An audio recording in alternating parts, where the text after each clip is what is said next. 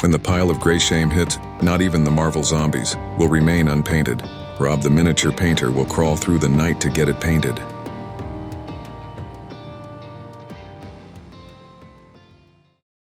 Hey board game miniature painters out there, welcome back to the channel, welcome back for another Marvel Zombies. That's right, we're doing Nightcrawler, and what I did is did an airbrush of matte gray and did a zenithal of air matte white, and then a dry brush of regular matte white on the zombie version, and the hero version was just a highlight here. And we're using some pastel indigo on the skin of the hero. And of course, using my favorite color for zombies is bony matter on the skin that's protruding from a lot of spots. Now this is kind of interesting because he has light blue skin and it's sort of similar to Beast as well, and you're going to see like what I do to make it look different. But I mean him, I just put the bony matter on and it was that simple. Now we're doing the gloves and the boots here with some blinding light. Again, we're going back to the old speed paints, trying to get through Marvel Zombies really quickly. I'm glad you guys are watching my videos. I hope you're enjoying them. Trying to get through Marvel Zombies. There's just so many miniatures in this crazy game. And if you haven't played Marvel Zombies, it is a great version of Zombicide. It is a lot of fun. Especially if you got a lot of friends getting together and you're trying to smash through these zombies, or if you're the heroes or if you're the zombie heroes, you get a choice and it makes the game a whole lot different whichever way you play it. Tons of scenarios, tons of maps, tons of everything, especially if you have that like all-in Kickstarter. I just don't have the Galactus one because I was not going to fork out an extra $200 just for a giant statue that's going to sit somewhere on a shelf that's going to collect dust. Because even Marvel Zombies I barely have time to play. Anyways, by the way, if you really want to have good hand control while painting, speed paints is perfect for that, especially on areas like where I'm putting this bright red on. You really got to control your paintbrush. That means you got to use a smaller paintbrush. You can't just slap on a bunch of speed paint and let it go into the recesses and all that, because there's flat areas sometimes. And you got to be very precise because there's no room for error when it comes to speed paint. And if you did a zenithal or if you did a slap chop, because you can't just go put white after, fix up the area, let it dry, go back with that speed paint and fix it. No, if you go over a certain area, I've had a couple areas you're going to see in another coming video where the speed paint pooled over into something else and you can't really fix it unless you pretty much like start over kind of thing, right?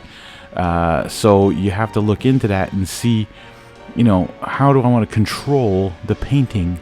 And I find that speed paint is good, and it actually helped me be able to paint with War Paints Fanatics, other acrylic paints, to be able to actually control my brush and get in the areas I want and try not to touch everything else and smear everything. As a kid, when I was drawing, it was horrible. I could not stay in the lines. I couldn't draw. I am definitely not an artist, but I love trying to reproduce the artwork that these guys create. Now here is the teleportation smoke, right? So I'm using Princess Pink here to start things off, but you'll see later on I kind of goof it up a little bit, but anyways, I think it still turns out looking pretty cool. For the street lights, we're using Maize Yellow. At first I was like, well, this is going to be very bright. Well, I do wanted it to still be bright enough anyways, and even though this is part of the base material, usually I try not to show too much of the basing because it's pretty much the same stuff over and over on the bases. If there's anything special like this lamppost, I will show you guys how I painted it. But for the rest of the bases on this, I'm just going to put a shade. Well, this guy pretty much is all the smoke and all that, so couldn't do much more. For their outfit, for both zombie and hero mode, I use Cloudburst Blue. It is a very, very dark blue, beautiful color. Pools nicely, works well on the flatter surfaces, you know. The only thing I noticed this time, because normally I never done a zenithal white on top of the gray, I noticed that it doesn't show much of a difference between the slap chop and the zenithal. There's nothing brighter. I just find that the white slap chop on top of the gray, light gray primer just makes a little bit more emphasis on the highlights when it dries, but it's not crazy. It's, you know, approximately. Anyways, it's kind of cool. I don't think there's much of this. I think with a very dark gray like Mechanicus Standard Gray, or what I think Uniform Gray is what they used to have on Army Painter, And then I did a zenithal white. You know, don't go from black, gray, white. I think just gray to white is enough. But if you want a true zenithal, then yes, it's black to white.